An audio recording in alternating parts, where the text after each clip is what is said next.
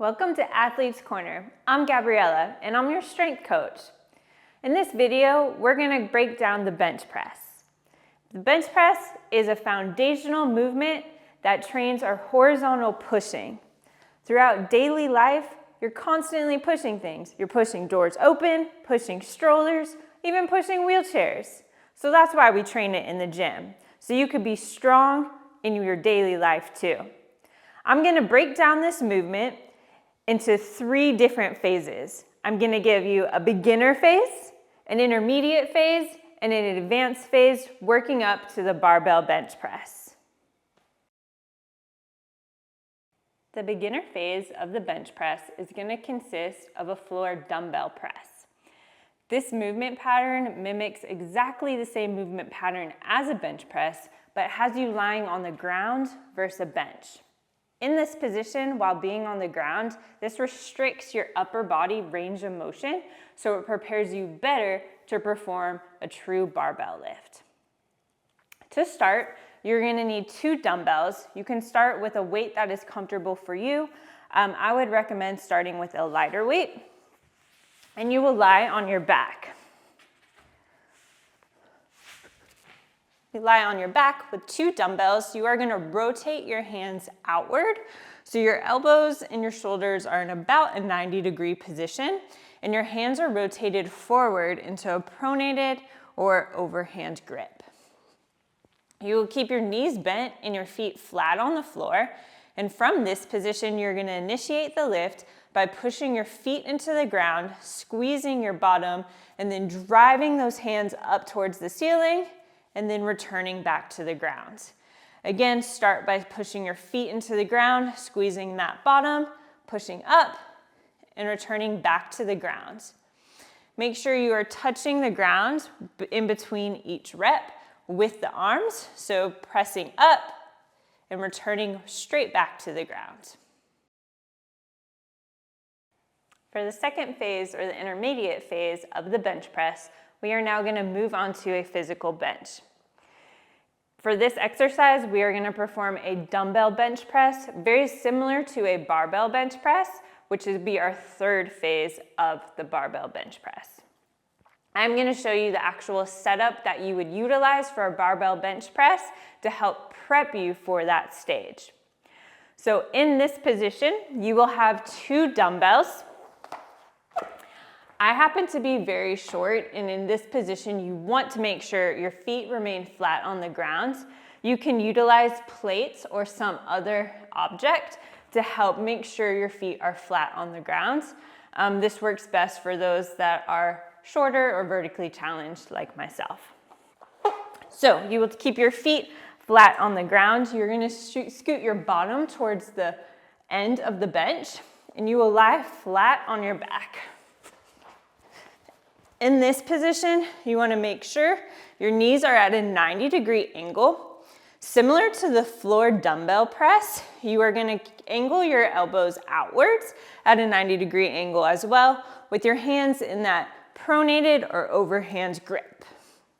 From here, you're going to implement the same concepts of driving your feet into the ground and squeezing your bottom.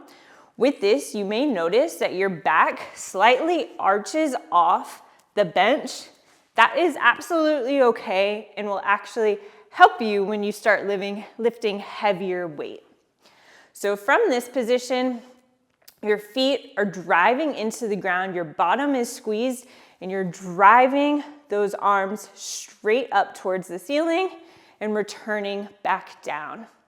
Here, you will let those elbows drop a little bit further down than compared to the floor press, because now you have the mobility to do so.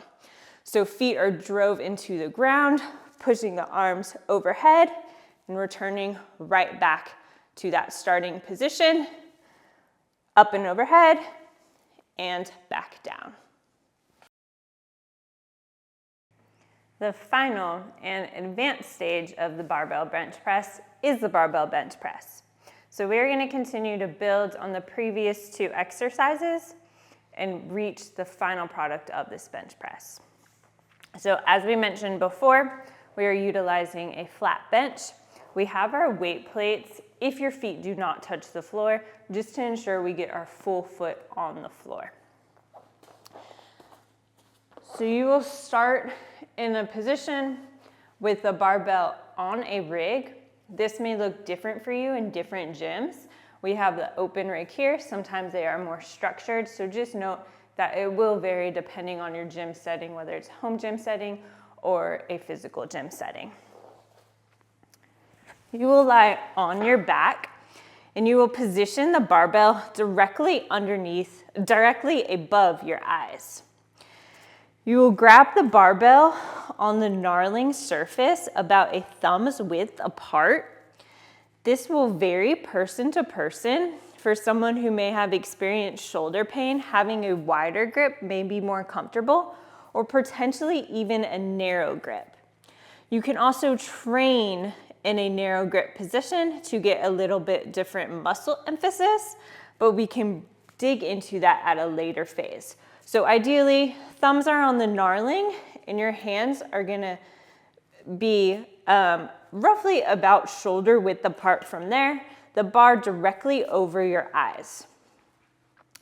From here, you are going to dig your feet into the ground. You are going to squeeze your bottom, and it is okay again to let that back arch off the bench.